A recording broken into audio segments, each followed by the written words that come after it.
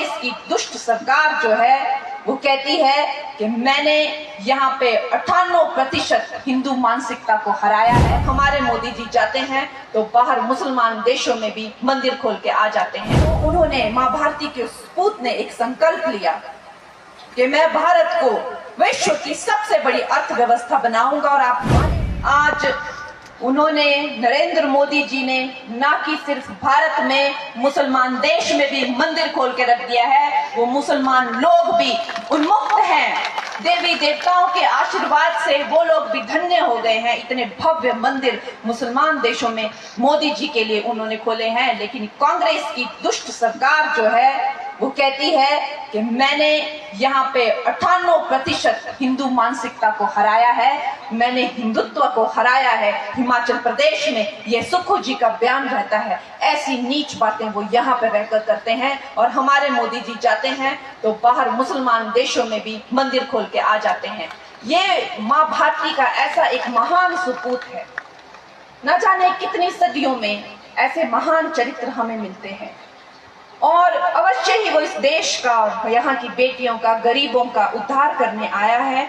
नहीं तो क्या कारण हो सकता है कि उन्होंने इतने गरीबी में जन्म लिया, इतनी गरीबी में, इतने संघर्ष में उन्होंने जन्म लिया।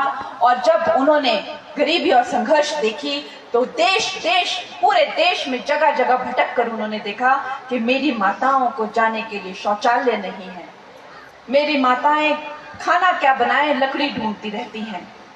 उन्होंने देखा कि भारत के गौरव और अस्मिता को पूरी तरह से झंझोड़ दिया गया है, कांग्रेस ने सत्यानाश कर दी है।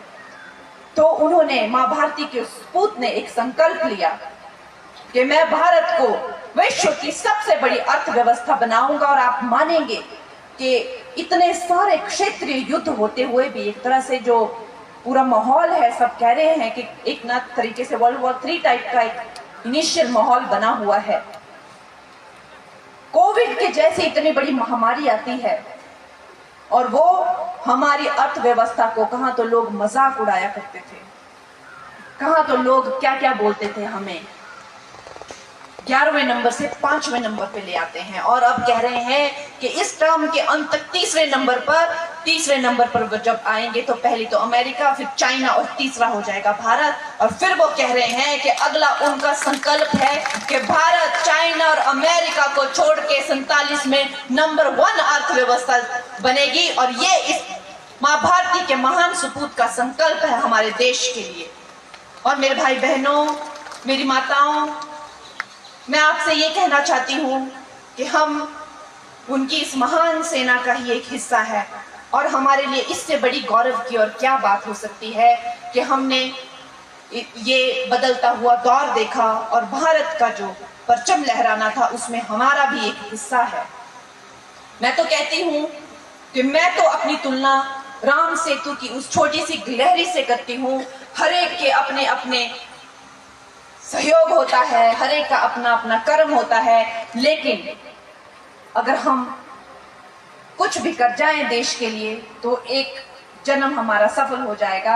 आपने अपनी बेटी को अपनी सेवा करने का मौका देना है, मुझे अपने सेवा में लगाना है।